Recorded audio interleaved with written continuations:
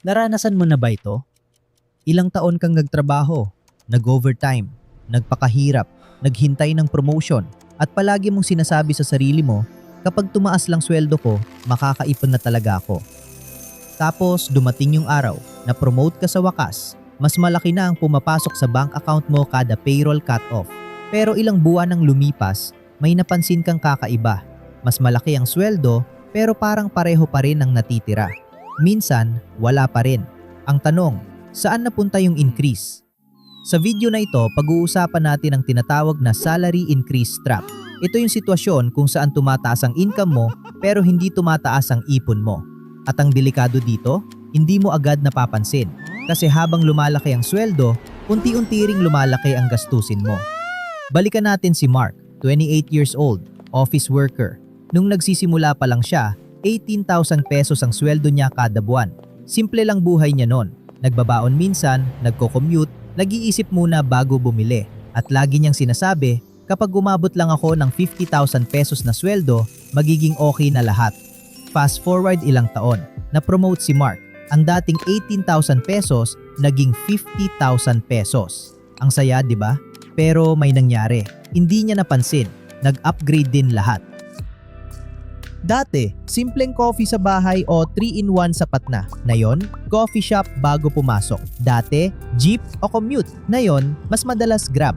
Dati, simple ang phone basta gumagana. Ngayon, naka-postpaid plan na para makuha ang pinakabagong iPhone. Dati, special occasion lang kumain sa labas. Ngayon, stress ako, deserve ko naman. Isa-isa, maliit lang. Pero kapag pinagsama-sama, kinain na pala nila yung buong salary increase. Ang nangyari, hindi tumaas ang ipon, tumaas lang ang gastos. Ito ang isang malaking trap kapag tumataas ang sweldo. Feeling natin, mas marami tayong allowance para gumastos. May extra 5,000 pesos? Mag-subscribe sa 3 bagong streaming apps. May extra 10,000 pesos? I-add to cart na yung mamahaling sapatos. May bonus? I-down payment agad sa bagong gadget. Pero minsan nakakalimutan natin, ang salary increase ay hindi automatic na dagdag yaman. Dagdag opportunity lang siya. Kung hindi mo babaguhin ang decision mo sa paggastos, ang dagdag kita ay magiging dagdag resibo lang. May isa pang dahilan na bihira nating aminin, ang peer pressure ng bagong circle mo. Kapag umaangat ang posisyon at income mo, nagbabago rin ang environment. Mga kasama mo, mas magagandang gamit, mas mahal na restaurants, mas maraming travel, at minsan naisip natin, dito na ako kabilang, kaya ako naman na. Pero tandaan, hindi dahil mababayaran mo, ibig sabihin afford. May malaking difference ang kayang bilhin at kayang i-afford. Ito ang masakit na katotohanan. Kung hindi ka marunong humawak ng 20,000 pesos, posibleng mahirapan ka pa rin sa 50,000 pesos. Kung hindi mo alam saan napupunta ang pera mo ngayon, baka pareho pa rin ang problema kahit 100,000 pesos na ang sweldo mo. Dahil hindi lang income ang nagpapanatili ng yaman.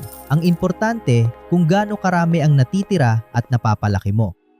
So paano maiwasan ni Mark ang trap? Ganito lang yan. Bago i-upgrade ang lifestyle, i-upgrade muna ang financial habits. Kapag tumaas ang sweldo, una, dagdagan muna ang savings. Pangalawa, palakihin ang emergency fund. Pangatlo, maglaan para sa investments. Pagkatapos nun, siya ka mag-enjoy. Hindi bawal mag-upgrade, hindi bawal bumili ng gusto mo. Pinaghirapan mo rin yan. Ang importante, hindi lahat ng increase na pupunta sa gastos. Ang salary increase, isang malaking blessing. Pero depende sa paggamit mo, pwede siyang maging tulong o maging trap. Kasi minsan, ang dahilan kung bakit hindi tayo makaipon, hindi dahil maliit ang sweldo, kundi dahil bawat taas ng income, kasabay din ang taas ng gastos. Kaya sa susunod na tumaas ang sweldo mo, tanungin mo muna ang sarili mo, pinapataas ko ba ang yaman ko o pinapataas ko lang ang gastos ko? Dahil ang totoong financial progress hindi nasusukat sa laki ng sweldo. Nasusukat ito sa pera na nagagawa mong itabi para sa future mo.